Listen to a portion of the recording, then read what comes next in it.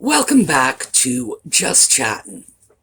So, last week, when we spoke about whether or not Prince Harry is being abused, I quoted from the letter that Harry's wife sent to her father, and I got a request to read the full text of that letter. I thought, of course I will. I mean, I don't like it when people give me half the story, but I realized that's not a whole video. So we're going to look at some of the Markle correspondence. We're going to look at the letter that Meghan sent to her dad. We're going to look at a card she sent to her dad. And most interesting of all, we're going to look at a letter her brother wrote to Prince Harry.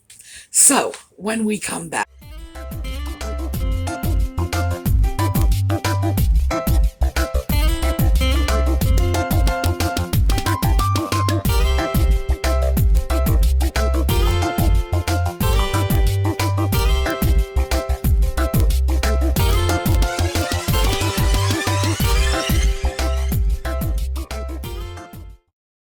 Well, I thought we would begin with the card that Meghan sent to her father, because this will probably throw a lot of context on the letter. And it will certainly explain why her dad was shocked and appalled by the letter. So, and we know he was because he made that very clear. So let's start with the card. This was a Valentine's Day card, and I'm going to show you a photo of the card. Here we go.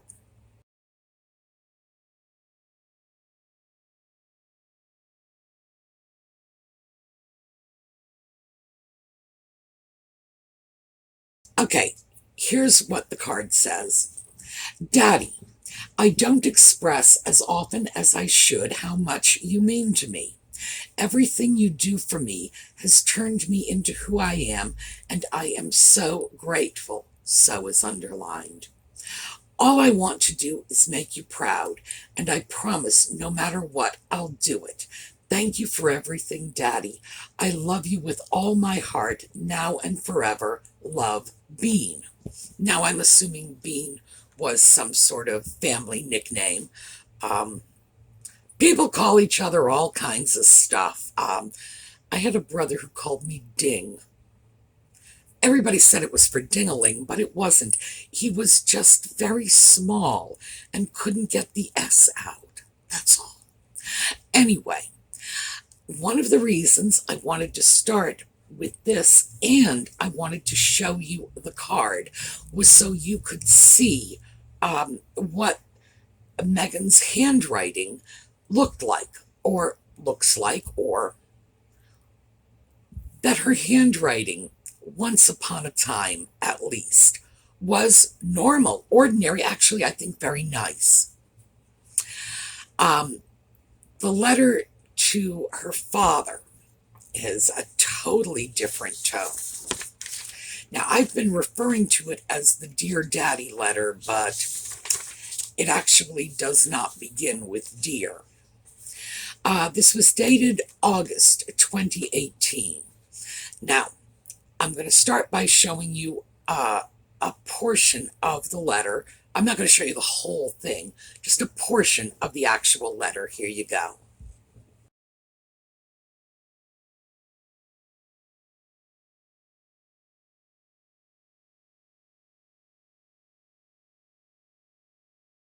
Handwriting, very, very different.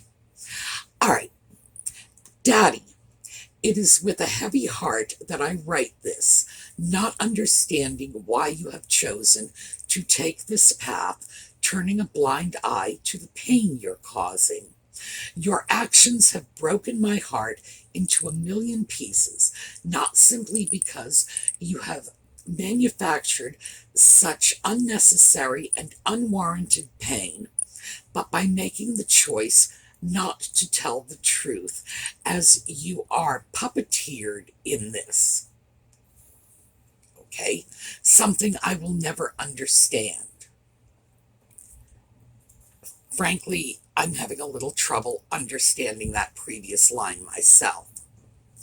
You've told the press that you called me to say you weren't coming to the wedding.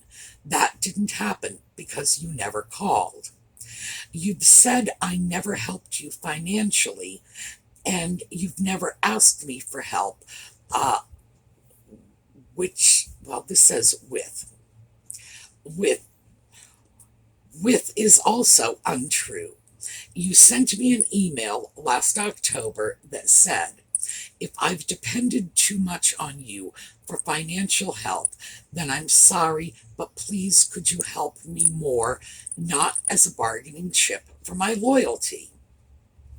If you love me as you tell the press you do, please stop.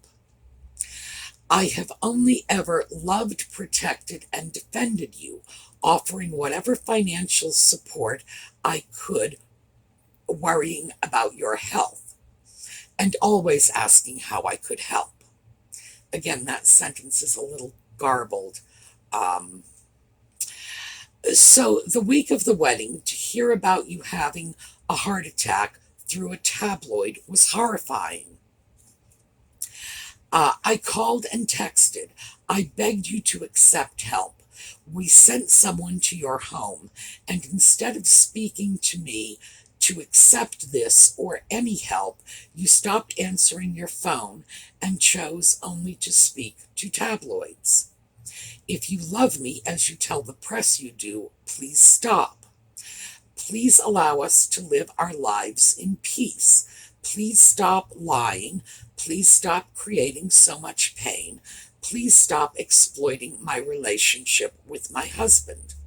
I realize you are so far down this rabbit hole that you feel, or may feel, there's no way out. But if you take a moment to pause, I think you'll see that being able to live with a clear conscience is more valuable than any payment in the world. I pleaded with you to stop reading the tabloids. On a daily basis, you fixated and clicked on the lies they were writing about me, especially manufactured by your other daughter, who I barely know. For some reason, you continue fabricating these stories, manufacturing this fictitious narrative, and entrenching yourself deeper into this web you've spun. You've watched me silently suffer at the hand of her vicious lies. I crumbled inside. We all rallied around to support and protect you from day one, and this you know. So to hear about the attacks you've made at Harry in the press, who was nothing but patient, kind, and understanding with you, is perhaps the most painful of all.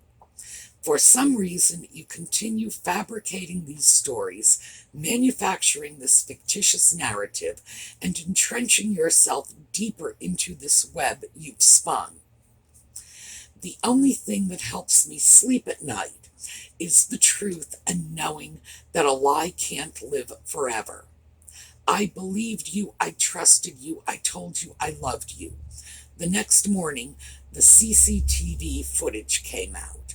You haven't reached out to me since the week of our wedding, and while you claim you have no way of contacting me, my phone number has remained the same.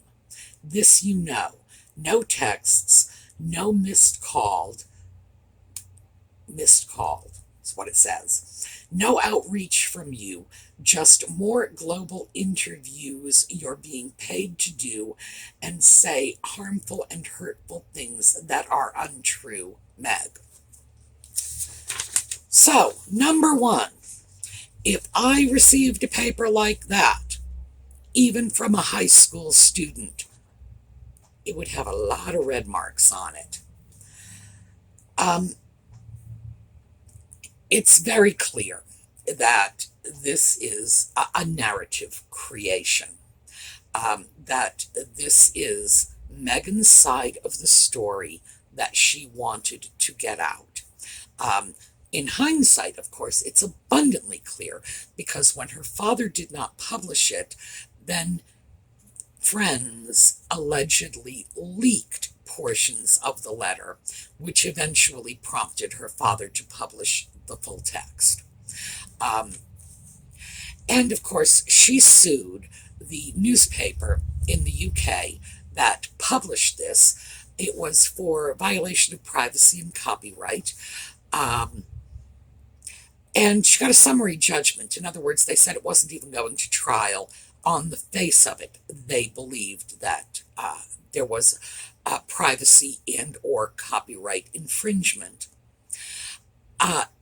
In the US, and I do not know anything about UK law, and also I'm not an attorney, so this is not legal advice. This is just the fruits of my research. In the US, a summary judgment, the way it works here is the evidence is presented to a judge, and the judge says there's no need to go forward because it would be a waste of time. And they render a judgment. Here in this country, summary judgments are very frequently overturned on appeal. So we have a theory that everybody gets their day in court, and that may be behind it. The other side of it is our view of copyright law is probably not identical to the view of copyright law in the UK. So let me say that copyright comes into this because the writer of a letter holds the copyright thereto. The person who receives the letter, the recipient, the addressee, owns the actual physical letter. So they can do anything they want with it. They can sell it, they can burn it, they can tack it on their front door post. But the contents would be copyright protected by the writer. The fact that it was leaked, that it was made public, and portions of the letter were in fact published and no legal action was taken against the other people who were not the writer and not the recipient, would make this a sort of muddy copyright infringement claim in the US. So I guess it was a good thing that she took this to a UK court where one presumes the family connections helped out a bit. That is the letter. Personal opinion, that's a horrible thing to write to your father. That really is. I don't care how angry you get. That's a bell you can't unring. And that was just cold and vicious. However, let's take a look at cold and vicious. This is the Dear Harry letter. And this was, where are we? Here we go.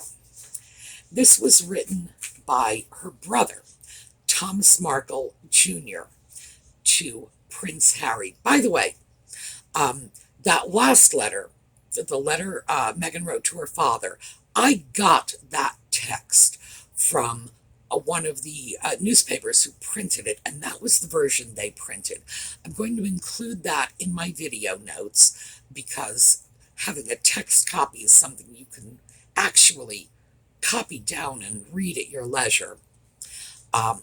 This, however, I have only seen this in handwritten copies, so let me show you the handwritten versions of this letter. I did the transcription myself, mostly because I had to. I needed something I could read to you. So here you go.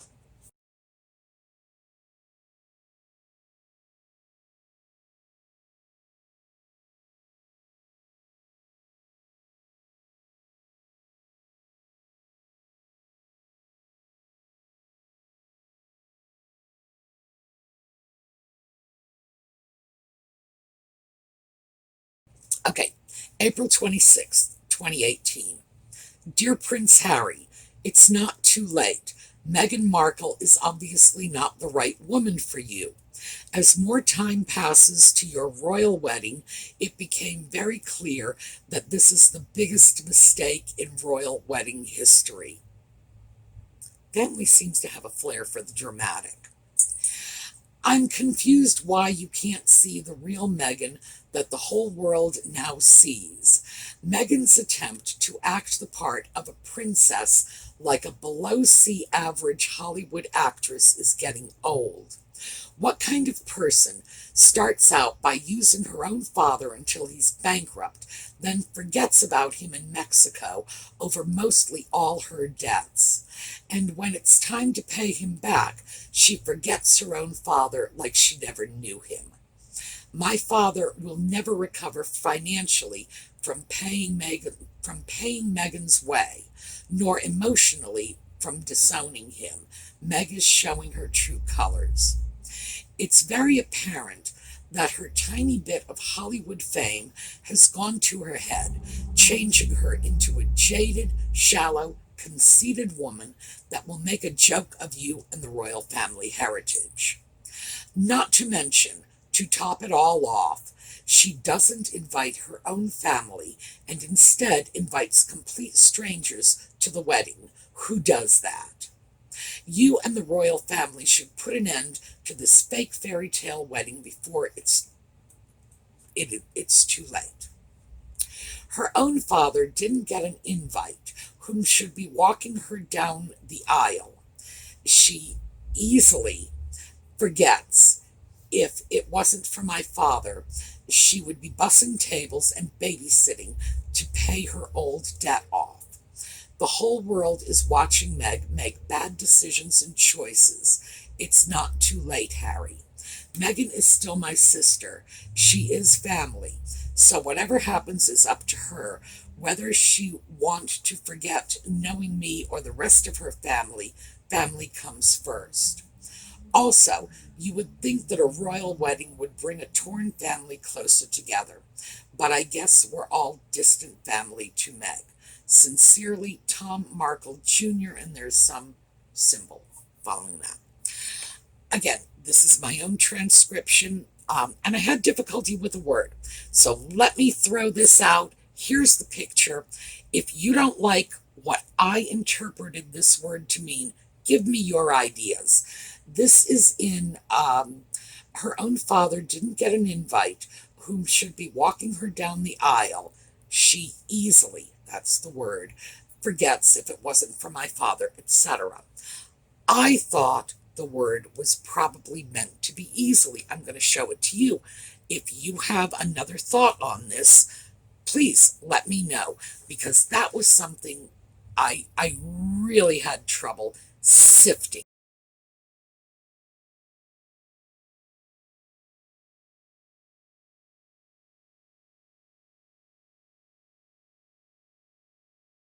So, like I say, clearly there is a family propensity for high drama here. Biggest mistake in royal wedding history. I think Mary the First and Philip of Spain was probably number one. That's what I would put there. But who knows? The Hanoverians had a tendency to marry poorly as well. Regardless, it does seem to me that this is a letter from someone who's very hurt and very angry, which I find understandable. Frankly, the whole family got iced out of the wedding and they're going to react. So, I don't want to be too harsh on poor Tom Jr. here, because who knows how any of us would react in the event that we were just simply thrown off by a family member. Let's see, we've got another one here. I didn't know if we would have time for this one, but we do. All right, so this is an undated letter, presumably from around the same time period. The previous one was April 28th. April 28th? No, April 26th, I'm sorry. This is also from Tom. This time it's to Megan. By the way, I think he wrote to Prince Charles. This guy's a busy little letter writer. Um, Dear Meg, it's true that you and I have become distant, along with the rest of our family members over the years, but we are still family. With all the memories of watching you grow up, it's hurtful that you would forget about us. I remember you doing your first school plays. You were so cute up there, and it was clear that's what you loved doing.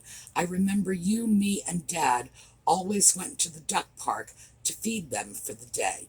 I've never seen Dad so happy in my life. We also had some great holidays together, even though we didn't share the same house.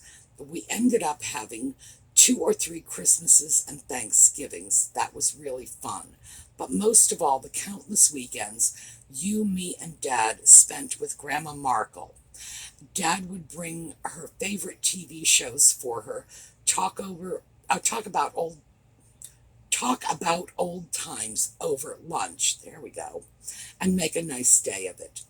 Grandma always got very happy and peaceful when you would sit with her and go through old pictures, read to her, and talk.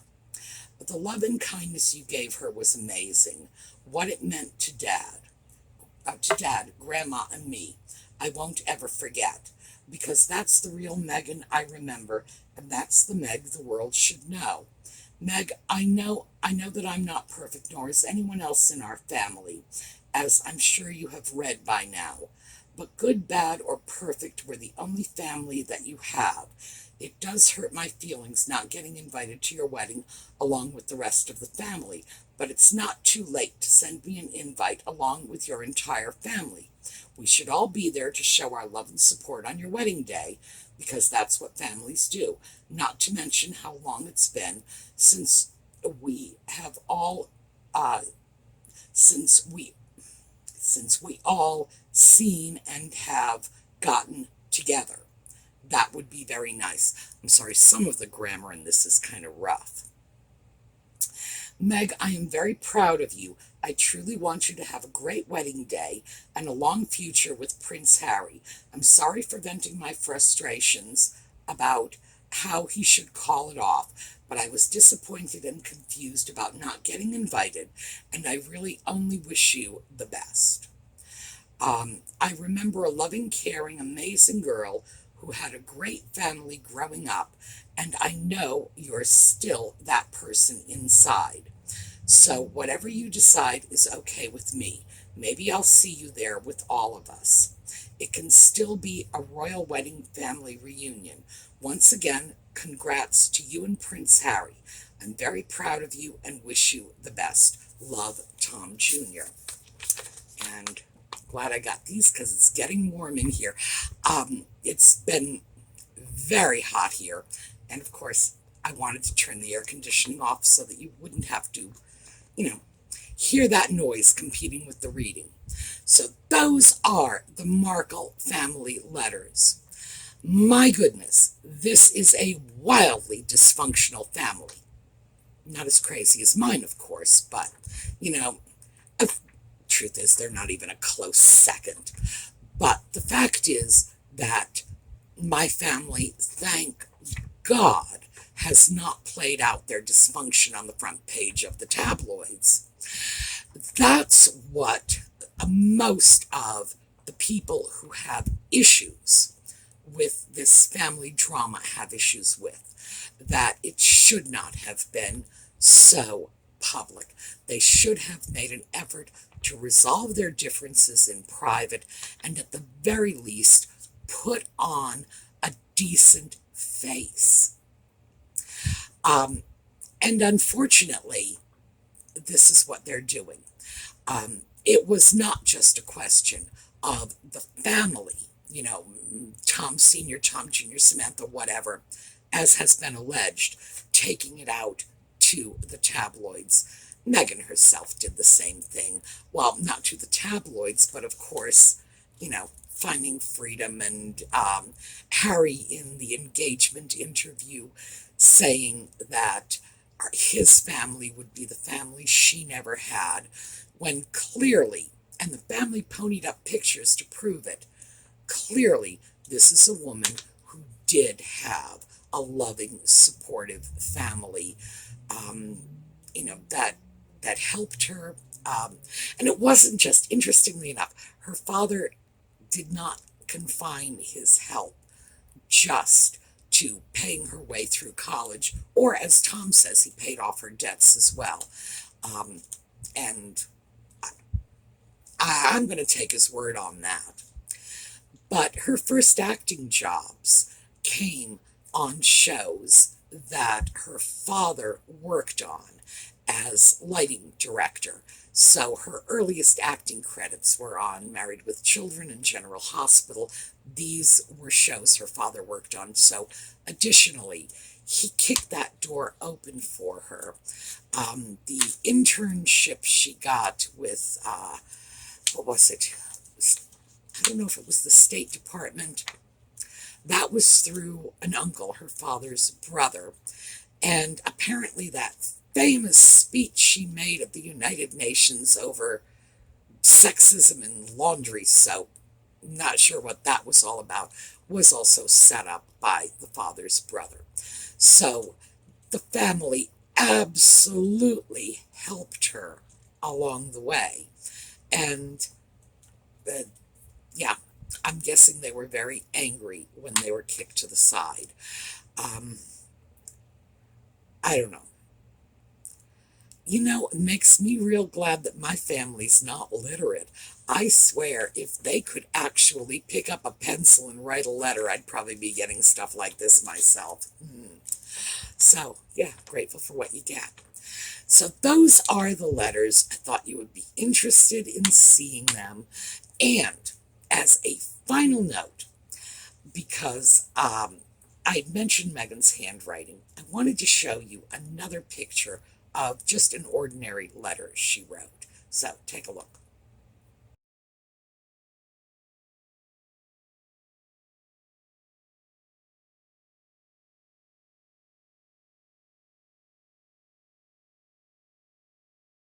What this tells you is that daddy letter with all the curls and flourishes was meant from the start to be seen, probably to be seen publicly. And I know people have said, oh, she taught calligraphy. That's not calligraphy. That's curly cues on handwriting. Let me show you what calligraphy looks like.